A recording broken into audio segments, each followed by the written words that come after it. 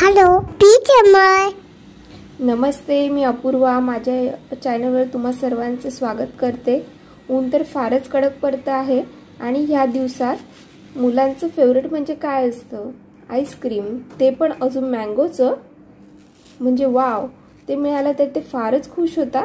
चला तर मग आज मुलांच्या आवडीचं आईस्क्रीमच बनवूया. त्यासाठी आंबा घेतलेला आहे.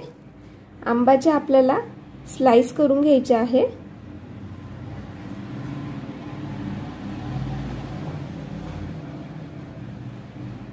या प्रकारे करून घेतल्या म्हणजे सर्व जे गर आहे आंब्याचा तो व्यवस्थित निघणार आहे. हा आंबा आमच्या बागेतला असून आम्ही नॅचरली पिकवलेला आहे. त्याला कार्पेट मध्ये वगैरे पिकवलेला नाहीये.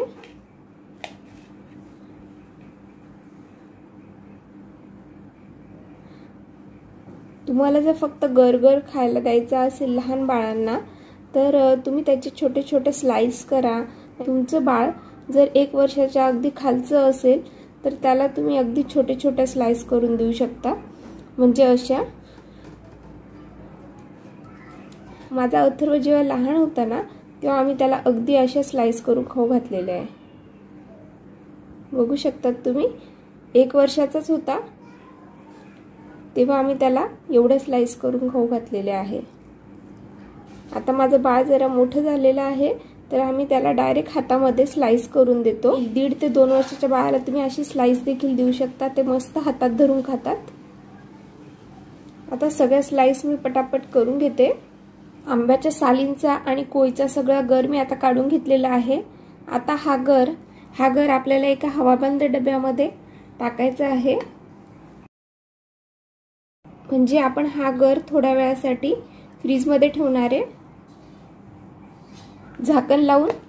आता हा डब्बा मी 3 तासासाठी फ्रीजमध्ये ठेवते आहे. 3 तासानंतर आपण स्लाइसचा डब्बा हा आता फ्रीजमधून काढलेला आहे. बघा, आपल्या स्लाइस एकदम झालेल्या आता तयार. या स्लाइस आता बर्फासारख्या कडक झाल्या. आपण ह्या 2 मिनिटं साईडला ठेवू. मी केसरच्या 5-7 कांड्या घेतलेल्या आहे. आता ह्या कांड्या आपल्याला थंड दुधामध्ये टाकायच्या आहे. म्हणजे ते केसर त्याचा रंग सोडेल. थोडं थंड दूध घेतले मी फ्रीज मधलं. याच्यामध्ये आपण या केसरच्या काड्या टाकूया म्हणजे छान कलर येईल दुधाला पण. आता हे दूध पण आपण थोडा वेळ साईडला ठेवूया. मँगोच्या स्लाइस या मी मिक्सर ग्राइंडर मध्ये टाकलेल्या आहे. थोडा सॉफ्ट झाल्या की आपल्याला त्या ग्राइंड करायच्या आहे. आंब्याचे स्लाइस हे आता थोड्या सॉफ्ट झालेले आहे. त्याच्यामध्ये मी आता हे आपले भिजवलेले जे खजूर होते ते घालणार आहे मिक्सर मध्ये. त्यासाठी मी खजूरच्या बिया काढून घेणार आहे आता सर्व.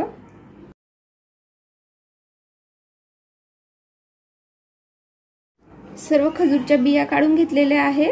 खजूरमुळे आपल्या स्वीटनेस येणार आहे आणि हे जे खजूरचं पाणी हे देखील पाणी आपल्याला ऍड करायचं आहे यात. आता हे मिक्सर मधलं आपल्याला सगळं ग्राइंड करायचं आहे. मिक्सर ग्राइंडर मधून फिरवल्यानंतर आपले मँगोचे स्लाइस असं दिसणार आहे. आता याच्यामध्ये आपल्याला केसरचं दूध घालायचं आहे. मी इथे फ्रेश क्रीम घेतलेली आहे. ही फ्रेश क्रीम देखील टाकायची आहे आपल्याला. आता हे आपल्याला ग्राइंड करून घ्यायचं आहे. फ्रेश क्रीम सोबतच आपल्याला थोडे ड्राय फ्रुट्स घालायचे आहे आणि आपण आता ग्राइंड करून घेऊया. मिक्सर ग्राइंडर मधून काढल्यानंतर हे असं दिसणार आहे. बघताय तुम्ही किती सुंदर दिसतंय. स्क्रीन सेट करण्यासाठी आपल्याला एखाद्या मोड मध्ये टाकून घ्यायचं आहे. आता हे जे मँगोचं मिश्रण आहे ते यात भरते आहे. हा माझ्या बाळाचा जेम्सचा बॉल होता. त्याच्यामध्ये मी आईस्क्रीम भरून देणार आहे त्याला. म्हणजे खायला पण काहीतरी वेगळं आणि छान वाटेल त्याला आणि मज्जा देखील. मुलांना कसं आहे काहीतरी वेगळं असलं की मज्जा येते.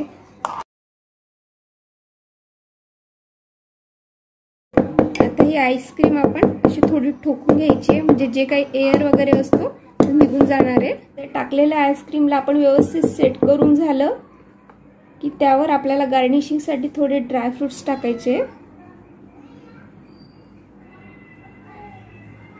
आणि जो जेम्सचा बॉल आहे त्याचं झाकण मी आईस्क्रीम 3-4 तासांसाठी फ्रीज मध्ये सेट करायला ठेवणार आहे. आईस्क्रीम ही आपण जेम्सच्या बॉलमध्ये भरली आहे, ती कंडू शकते, त्याच्यामुळे मी खाली वाटी ठेवते आणि वाटीवर हा बॉल ठेवते, म्हणजे आपली आईस्क्रीम जशी टाकलेली आहे तशीच राहणार आहे.